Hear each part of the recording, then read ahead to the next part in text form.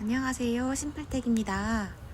오늘은 절약하면서 미니멀 라이프를 유지하는 5가지 방법에 대한 이야기를 해보려고 합니다. 이 주제를 가져온 이유는 제가 계속 고민했던 내용이기도 하고 실제로 미니멀 라이프와 절약이 비슷한 맥락을 가지고 있어요. 하지만 앱테크를 하면서 미니멀 라이프를 유지하는 게 힘들지는 않을까요? 라는 어떤 분의 글을 보고 고민을 하게 되었어요. 제가 미니멀 라이프를 6년 이상 지속을 해오면서 앱테크를 병행하는 것이 미니멀 라이프에 방해가 되었나? 라는 생각을 한번 해보았습니다. 정답은 오히려 도움이 되었다고도 생각이 드는 것 같아요, 저한테는. 하지만 그렇지 않다고 생각이 된다면 오늘 소개하는 5가지 방법을 천천히 살펴보셔도 좋을 것 같습니다. 절약을 하면서 미니멀 라이프를 유지하고 있는 5가지 방법을 소개해 보도록 하겠습니다. 첫 번째는 가계부를 쓰는 겁니다. 부자가 되는 방법, 생활비를 줄이는 방법, 돈 모으는 방법 하면은 가장 먼저 언급되는 부분이 가계부 작성하기예요. 아주 기본적인 부분이라 제가 지난 영상에서 언급한 적이 한 번도 없었던 것 같아요. 그래서 이번에는 가장 먼저 넣어봤습니다. 기본적인 것이지만 그만큼 지속하기 힘든 부분도 있기 마련이죠. 저는 먼저 저에게 맞는 가계부를 찾기 위해서 꽤 오랫동안 다양한 방식을 추구해 왔어요. 직접 돈을 벌기 시작했던 학창시절 때부터 지금까지 수기로도 작성을 해보고 컴퓨터에 엑셀 파일로 만들어서 작성해 보기도 했고, 그리고 휴대폰 어플을 활용해서 가계부를 작성해 보기도 했습니다. 그러면서 장단점을 파악해 갔어요.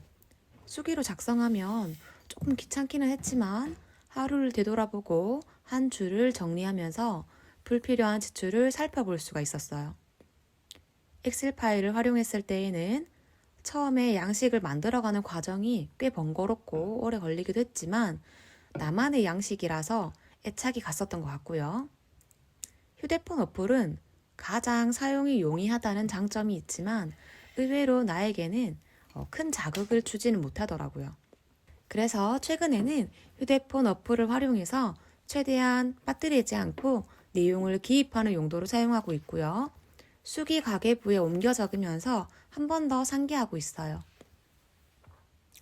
제 방법이 옳다고 이야기하는 것이 아닙니다.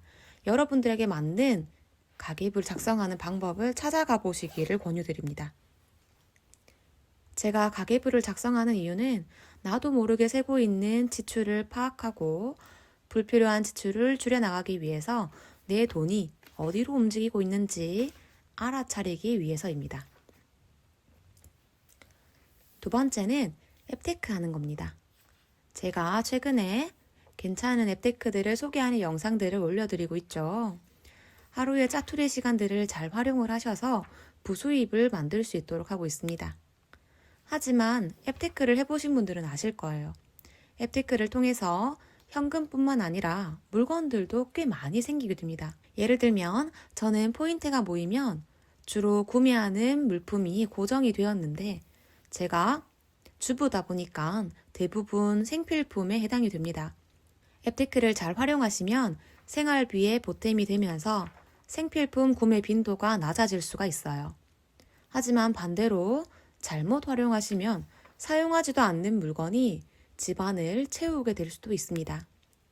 그래서 앱테크를 실천하면서 제가 미니멀 라이프를 유지할 수 있는 방법들이 있습니다. 세 번째에 이어서 소개할게요. 세 번째는 우리 집 생필품 파악하기입니다. 집 안의 모든 생필품의 개수를 파악하는 겁니다. 하지만 물건이 너무 많아서 쉽지 않다고요. 그렇다면 해당하는 물건의 자리와 공간을 지정해 주는 거예요. 예를 들어 볼게요. 우리 집의 화장지는 딱 여기 한 칸만 소유하고 있습니다. 그리고 물티슈는 수납장 2칸, 마스크는 수납장의 맨 위에 한 칸만 채울 수 있는 양만 소유를 하는 거죠. 앱테크를 통해서 구매한 물티슈와 휴지 등등입니다. 포인트가 남아서 더 쟁여둘 수도 있어요. 하지만 저는 그렇게 하진 않고 있습니다. 딱 여기까지만 채우고 있어요. 그러면 포인트가 생기면 또 어떻게 하나고요? 가족들과 함께 한답니다. 친정집에는 생수를 구매해서 드시기 때문에 주로 포인트가 모이면 생수를 구매해서 보내드리기도 하고요. 시댁은 가까이 있다 보니까 생필품이 늘어나면 필요 여부를 확인한 후에 가져다 드리고 있어요. 이렇게 활용하시면 미니멀 라이프를 유지하는 데에도 도움이 될 수가 있습니다. 네 번째는 필요인지 욕구인지 파악하는 겁니다. 니드와 원트를 파악하는 거죠. 물건을 구매할 때 생각해 보면 좋은 방법 중에 한 가지예요. 예를 들면 이제 날씨가 쌀쌀해지니까 도톰한 니트가 참 예뻐 보입니다. 그래서 쇼핑을 하고 싶은 마음이 생겼어요. 이때 니트를 구매하기 앞서서 필요인지 욕구인지 먼저 살펴본다면 이렇게 할 수가 있겠죠. 필요는 나는 옷이 하나도 없어. 그래서 대체해서 입을 옷이 없으니까 구매해야겠어 라는 정도가 될 것 같고, 욕구는 옷이 나는 정말 많지만 니트도 빨간색, 파란 색깔 니트는 있지만 분홍 색깔 니트는 없으니까 사야 될 것 같아 라는 것이 예시가 될 수가 있습니다. 다소 극단적인 예시일 수도 있어요. 물품을 구매하기 전에 꼭 필요한 것 위주로만 구매할 수는 없겠지만 나의 욕구를 파악하고 이를 대체할 물건이 있다면 구매를 자제하는 편입니다. 마지막 5번째는 인앤아웃입니다. 제가 아주 오래전부터 지키고 있는 방법 중에 하나입니다. 하나의 물건이 집 안으로 들어오면 하나의 물건은 집 밖으로 나가는 것입니다. 간단하게 예시를 들어보면 오늘 운동화를 하나 사게 되었다면 신발장의 하나의 또 다른 신발은 나가줘야 합니다. 중고거래나 기부 및 판매가 불가능하다면 비워주는 것도 방법이 될 수 있습니다. 집 안의 총량을 유지하기 위한 방법입니다. 그리고 더 좋은 방법은 하나의 물건이 들어오면 2개 이상의 물건을 비워주는 것도 좋아요.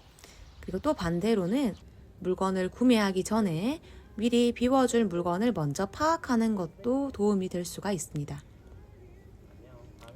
미니멀 라이프를 하면서 돈이 모이는 마법 같은 일은 생각보다 품이 꽤 들어가는 것 같아요. 하지만 가만히 아무것도 하지 않고 변하는 것은 없다고 하죠. 아무것도 변하지 않은 것처럼 보여도 우리는 매일 조금씩 나아지고 있답니다. 오늘도 심플한 하루 보내시길 바랄게요. 시청해주셔서 감사합니다. 구독과 좋아요, 알림 설정 잊지 마세요.